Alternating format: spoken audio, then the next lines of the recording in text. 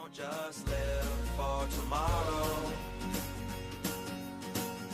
or just live in yesterday. Just be glad for all you have that's in today. Hey everyone, Connie here, and welcome to my blind reaction to High Score Girl Episode 3. So, yeah, we're back with another episode of this season's dark horse, I'd say. High Score Girl is one that I honestly, when I first started it, didn't expect to really like that much, especially after the first episode when I saw the art style. But as of the second episode, I grew to really love where it's going and the themes and ideas it's trying to tell us. Because it's more than just a cute little anime about two kids who are big into arcade and even to a lesser degree console gaming, just getting to form a bond together. No, it's much more than that. It definitely focuses on a lot of really tough issues, such as people trying to control your lives, being comfortable with just being yourself and being true to who you are and what you love, being willing to follow your passions and dreams despite what others tell you. There's a lot of big themes in there that are really important. That's just beside the fact that there's obviously the great gaming stuff about it, like the real life games that are featured in it, and the fact that it like really goes into how amazing games can be. It goes into combos and all this great like kind of nostalgic information about the games, to the point where it's clear that there is definite passion put behind it by whoever created this series initially. So yeah, it's a wonderful series with a lot of great aspects to it. Now, I do still stand by my initial statement that the art style sucks. The art style is ugly as hell. And it's mostly just the character designs, and mostly just for the kids. Like, the other characters, the adults and whatnot, don't look too bad, but the kids are butt fucking ugly. Like, I'm sorry. I mean, in general, of course, like, our main female character, whose name I cannot remember right now, she has had a couple of cute scenes where she's been adorable and whatnot, but that's kind of the exception to the rule. Because the characters, just their designs in general, they look like they're fucking high. Like, seriously, like they look like they're fucking high or drunk off their ass the entire time. The character design is just fucking ugly. I'm sorry, but it is. And it's not saying that I don't like the show because of it. I do like the show. Someone actually commented on one of my reactions, on one of my redirects, for this, and they were saying, like, oh, don't just judge it on the art style. Basically what they were saying, I'm paraphrasing, of course. Oh, don't just judge it on the art style. You can't say it's bad just because of the art style. Art is art and stuff. It's like, I wasn't saying the show was bad. In fact, I actually went out of my way multiple times to say I really enjoyed the show. What I was just saying is I don't like the art style. And it's a personal preference. Art is subjective. Art is it's one of, if not the most subjective medium on this planet, in terms of whether or not you think it's good or bad or whatnot. I mean, just because I don't think it's that good of an art style doesn't mean other people don't think it's great. Some people might think it's a perfectly fine art style. And vice versa and whatnot. It's all very subjective, all very opinionated, and it just depends on a person-by-person basis. For me, I don't like it. And there's nothing wrong with that. I never have been able to understand or really like it when people say that kind of shit to me. It's like, oh, you can't be a true anime fan because you don't like Code Geass or Neon Genesis Evangelion or Akira. And it's like, fuck you. I'm just as much an anime fan as any of you. Just because I don't like the same shows as you doesn't mean I'm not a fan of the medium. Like, seriously, don't tell me I'm not an anime fan just because I don't like a certain show that you like. Or just because I think a certain show that you think is bad, I think it's good. That doesn't make me any less of a fan. That doesn't make me any less valid in my opinions. I also hate the entire idea of people saying, oh, you have shit taste. Fuck that. No one has shit taste because taste is subjective. Taste is based on what we personally value, what we personally enjoy in a show. There's no such thing as shit taste. If you enjoy something, that's perfectly fine. Doesn't matter if everyone else doesn't like it. You like that. That's good enough. It pisses me off when people say that. It's all of that elitism. It's all of that elitism within anime. And when I say I don't like something, when I say that I think something is bad, I'm not trying to discount any of your opinions. I want to tell you that off the bat. I will never try to discount your opinions. That's why I say a lot of times in my videos, if you like it, even though I didn't, that's great, and I encourage that. If you didn't like it when I did, that's great, and I encourage that. I encourage you guys to have your own opinions. I encourage you guys to like what you like and dislike what you dislike. Doesn't fucking matter what I think. I'm just sharing my opinions. That's what these videos are. They are my opinions, my viewpoints. That's what a reaction channel is. You're watching someone to hear what they think about it. If they don't agree with what you think, then don't fucking hassle them. You might as well just not even watch this fucking channel at that point. If you're just trying to find a channel just to find someone who agrees with you, just fuck off. No, if you're going to watch a reaction channel, watch it for the right reasons. Watch it because you like the person's personality. Watch it because you find them funny and entertaining. Watch it because you genuinely want to support them. Don't watch it just because you want to find someone you agree with. That's disrespectful in my eyes. I mean, yes, there are a lot of YouTubers that I disagree with that I avoid watching, but it's also because I don't like the way they present their videos, I don't like the content they produce, etc., etc. Big example of that is Lily Pete, or I think she's going by Lily Orchard now. Either way, I can't stand her, she pisses me off. And not just because of her opinions, not just because she thinks Legend of Korra is garbage or whatnot, not just because she thinks Steven Universe is garbage. I just don't like her reviews. I don't like her as a person. I think she's scum. What she did to Josh Scorcher was absolutely atrocious and terrible. That's why I don't like her, and that's why I don't watch her channel. I don't care what she thinks about a dumb show.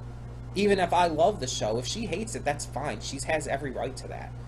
I watch plenty of reactors and reviewers and whatnot who have very differing opinions than me on a lot of things. And that's going to happen. And I welcome that to happen. I strongly welcome that. If someone's reacting to My Hero Academia and just isn't as much into Sue, fine. If someone's watching a show and if someone watches Gurren Lagann and likes Kamina as a character, good for you. I don't like him as a character. I think he's scum. But that's my opinion. That's my viewpoint on the character. It's all opinion. That's all I'm trying to say. And I know I'm getting very long-winded into this entire rant here, but it's something I need to say because I think it's important to this episode and important to how you guys view, well, my views on this show. When I say that I don't like the art style of High Score Girl, that's all I'm saying. I personally am not a fan of the way it's drawn. To be honest, I wasn't initially a fan of the way JoJo's Bizarre Adventure was drawn, and I love JoJo's Bizarre Adventure. And even nowadays, I don't really love the art style per se. I mean, there are certain aspects of it that really lend itself well to the comedy, but it's not like my favorite art style of all of these different anime out there. But I like it because of its other factors. And it's still great. Just because I say I don't like the art style doesn't mean I don't like the show. So please, please, don't think I'm giving up on this show, or don't think I hate this show, or hate the mangaka, or whoever, wherever the source material or whatnot comes from. Do not think that I'm just throwing around hate. I'm just sharing an opinion. I'm just telling you guys what I think, because that's what a reaction is about. If you watch Rarity Dash, if you watch Potter Brony, if you watch Luffy is Cool, the SOS Bros, Smurf Vlogs, whoever, you are watching to hear their opinions, their thoughts, how they react to certain things. And yes, sometimes you might watch to see them react to a specific scene and see like them get really surprised, or in Rarity Dash's case, maybe you watch him because you like the way he laughs at things. Or Smurf, you might watch him because he has a lot of over-the-top reactions to things. And that's fine. But don't watch for the wrong reasons. Don't watch just because you want someone to agree with you, and don't stop watching someone just because they don't agree with you. Just because their viewpoints aren't the same as yours. That is petty and stupid and just totally fucked up. So I'm sorry for that long-winded rant. Kind of just had to get that out of there. And for the person who did leave me that comment, I'm not trying to, like, just call you out, which is why I didn't name any names. I'm not just trying to call you out. I'm not just trying to, like, attack you or anything with this. I just want you to understand. I don't hate this show. I just don't personally like the art style.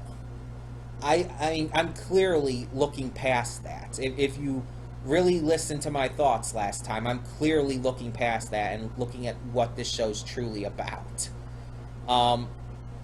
Either way, I don't know what's going to happen in this episode. Last time we left off, the girl, again, I can't remember her name at the moment, but she kind of showed that she has this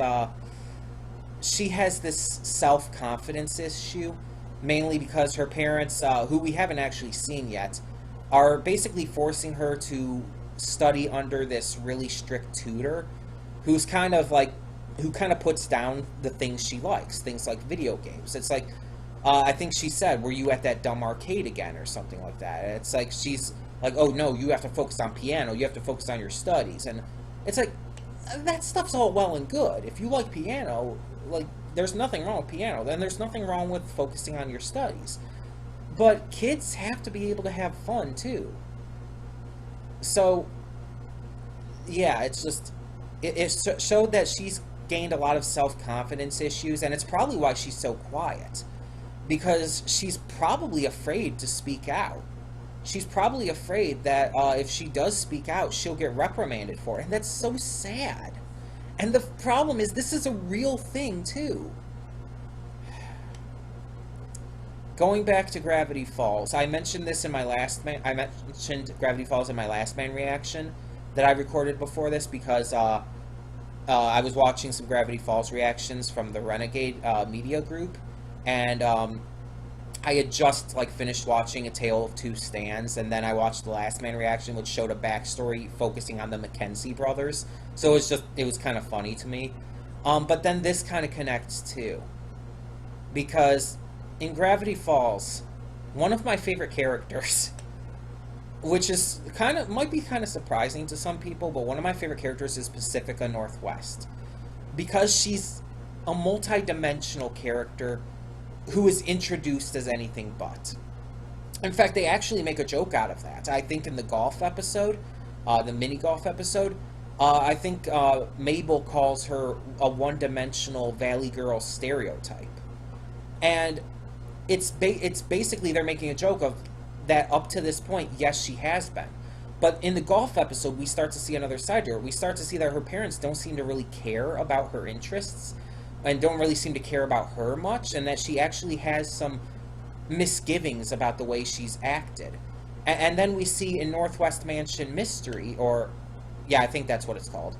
I think there was actually two titles. There was one that was also called Northwest Mansion Murder or something like that. I'm just going to say Northwest Mansion Mystery. In that episode, we see Pacifica start to change. She starts to grow more friendly towards Dipper, and even actually is excited at one point when he returns. And in the end, she actually turns against her parents' wishes. But what I'm really trying to get at is the controlling part, the overly, the controlling their lives. Just like the girl in this series, in High Score Girl, seems to have this like problem with being controlled by her parents. Pacifica was basically under this horrible Pavlov's dog kind of situation, where it's like every time her father would ring that bell, she would just step back and listen without another word. And it was terrible conditioning. Like, you don't do that to a fucking kid. Especially your own fucking kid. So it's just, it's hurtful to see that this girl in High Score Girl is likely conditioned like that, to the fact where she doesn't speak up because she's afraid to, because she's afraid she'll be reprimanded, whether by her parents or by the people her parents put in charge of her. So I'm sorry, it's just, I'm really sorry for like this over 15-minute rant on things now, but I just really wanted to discuss things with this show. I do really enjoy this show so far. It's not like top of my list or anything, but I really do enjoy it, and I think it has a lot of value. It has a lot of depth and emotional attachment. While I personally haven't gone under too much of the stuff that I mentioned regarding these characters, and definitely not to the same degree or level, I do understand that kind of situation, and I do understand controlling parents. That part I do get, just in different ways. And it's just, it hurts me to see kids treated this way, you know? But in terms of the writing of this show, that's a good thing, because it's showing it in a very realistic and painful way. It's showing us how hurtful this can be. And I really hope that this is where that's going. And I hate to say that. I hate to say that I hope that that's what's happening to this girl, but in terms of the writing, in terms of the story, I want this to be that good.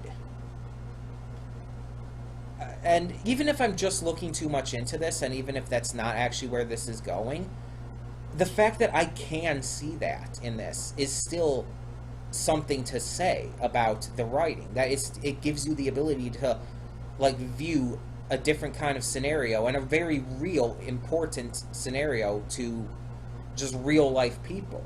So yeah. Either way, we should probably begin this now, because again, it's been almost 20 minutes just for this pre-thoughts. So when the screen fades to black, pause this redirect and go to the description below. Follow the link to the reaction, and after you watch it, come back here to the redirect and resume play. Because after it fades to black and then fades back in, everything from that point forward will be my afterthoughts and will contain spoilers to the episode. So that being said, thank you so much for tuning in today, and I will see you at the reaction. Okay, we are back, and we'll begin with spoilers in 3, 2, 1, now. Before anything, let me raise the brightness on this. It's gotten dark, and I haven't turned on the light, so give me a second here. But as we talk, or as I do this, there, that's better. So, at the beginning, I had this long-winded rant about how, just because I don't like the art style in general, doesn't mean I don't like this show. And I explained, like, pretty well why I do like this show, and why I feel it's such a good, important show, and kind of like the dark horse of the summer season. And it's like, after I say that, this episode makes me cry.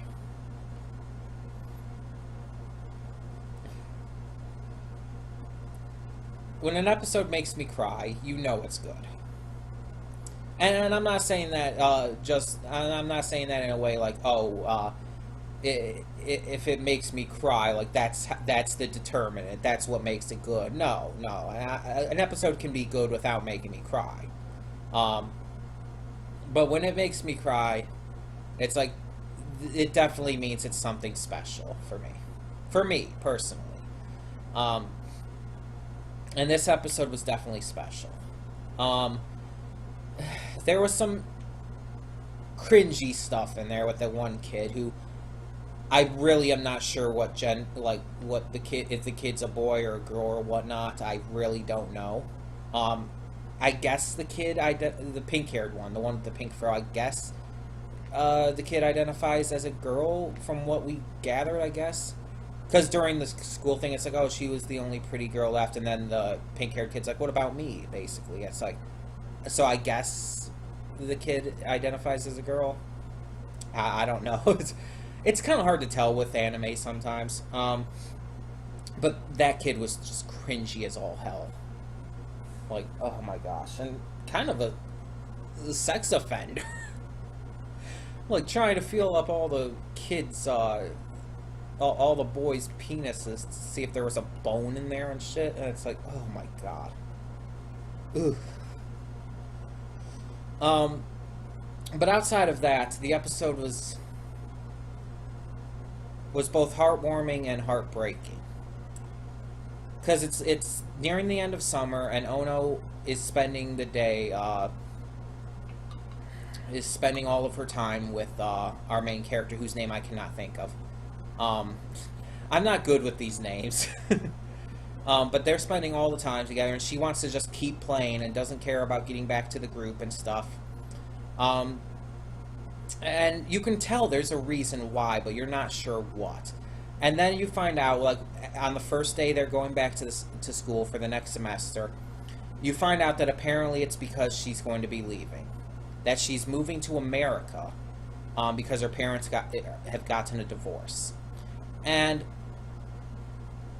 at first, our main character, he's so dumbstruck by this and so, like, broken up by it, and he doesn't even really know why. He doesn't really understand it. Because, I mean, he saw her at first as just a girl who then became, like, a worthy rival in a way, and it's like he's not really connecting the idea that he likes her. And it's very clear he does.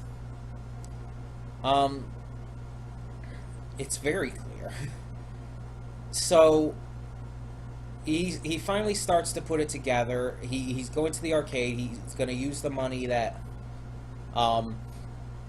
his mother gave him to play some games. But then it's like his conscience basically starts speaking to him through the video games. It's like, no, go to her. It's like, you still have time. Don't let this opportunity slip away. And he goes. And he goes. He gets there right on time, and he gives her this ring. It's such a simple little gift. He explains that he needed the money just for the fare to get there and back and all, and he couldn't really buy her anything. But he had that ring. He got it back at the arcade they played together at, and it's like, he's like, I can give this to you. It's not much, but it's what I have, basically. And that breaks her. When she grabbed him into a hug and started crying and not wanting to leave him and everything, it broke my heart. Where is this going to go? I can only think of a couple options, and I kind of hope they go with one of my big ideas. One of the options is that they're going to start, like, becoming pen pals or something. Or the other option is that this is going to herald in a time skip. We're going to have a time skip. They're going to probably have forgotten about each other. And then they're going to reconnect either in high school age or even adulthood. It's going to be one of those stories, which we've seen a lot of before, but let's be honest, those kind of stories do tend to work. Especially for the feels. That could be where it's going. I don't know for sure, obviously. I have no clue, and I don't want to know. As always, no spoilers. But I'm just unsure, because that was kind of that was the entire concept of this show. This boy who's big into video games, especially at the arcade, he meets this girl who's better than him, and they start forming a relationship. They start having this bond. That's the point of the show. But now that she's leaving for America, like, that's a big game changer. How is that going to factor into things? I really don't know, but I'm actually really into this. Like, more so than ever. And I kept calling this the dark horse of the season, and I mean that. This is the dark horse, the surprise hit of the summer season for me. Like, I mean, of course we know Attack on Titan Season 3 is going to be good. Of course we know that this show or that show is going to be good. A Middle Manager Tonegawa, yeah, that's good. It's a great show. But that's one I kind of expected to be good. This is one, like I said before, that I didn't really have a lot of huge expectations for, that I didn't really know what to think of going in. And so now that it's like, it's surprised me in so many ways. Like, the first episode. Let's just go through this. The first episode surprised me by being a lot more in-depth and passionate about the games that this is clearly based off of and discussing. It showed so much passion and just attention to detail that it really surprised me. And I said in my afterthoughts on that reaction that it could be one of the more important anime for anyone who grew up as a gamer, for anyone who like had that lifestyle and knows what this is about and understands this. It's kind of giving validation to all those gamers in the world, whether they are currently, whether they grew up as so, or both. The second episode, I started talking about the deeper meanings behind Ono's character, behind the struggles she was going through. And now we kind of find out in this third episode why she's going through those struggles. Apparently her parents did not have a happy marriage. And we haven't even seen them up till now, unless one of those two who are dragging her away at the end there was her mother.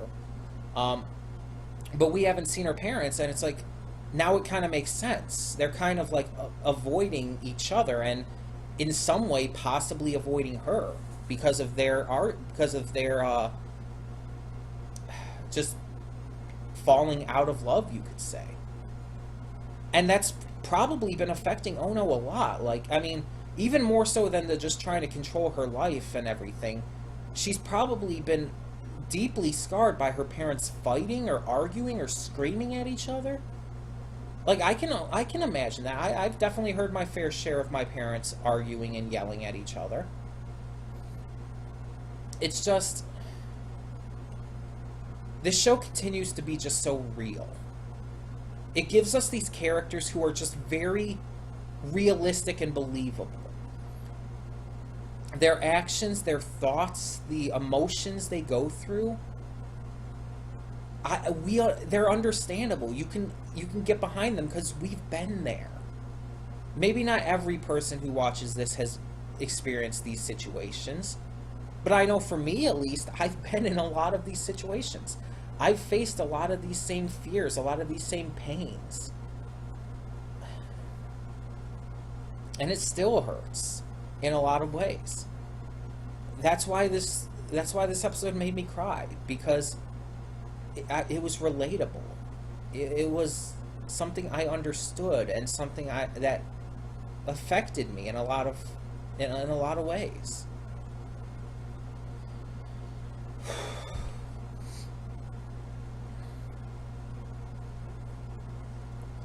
So while the first episode showed us that this is important for all the gamers in the world who need validation, and the second episode showed us how this is important for all of those out there who feel like they're being forced into roles that their parents or teachers or whoever set for them. This episode is important because it's about relationships. Because it tells us and shows us that we can form these really meaningful relationships that can just be taken away from us without any of our say. And no matter what, we need to value those relationships. Even in the darkest of times, when things are bad, with our family, our friends, whatever else, if we have to move away from those we're closest to, if we have to do some things that we may not want to do because of various factors that lead us into other situations that aren't so great, we have to remain like,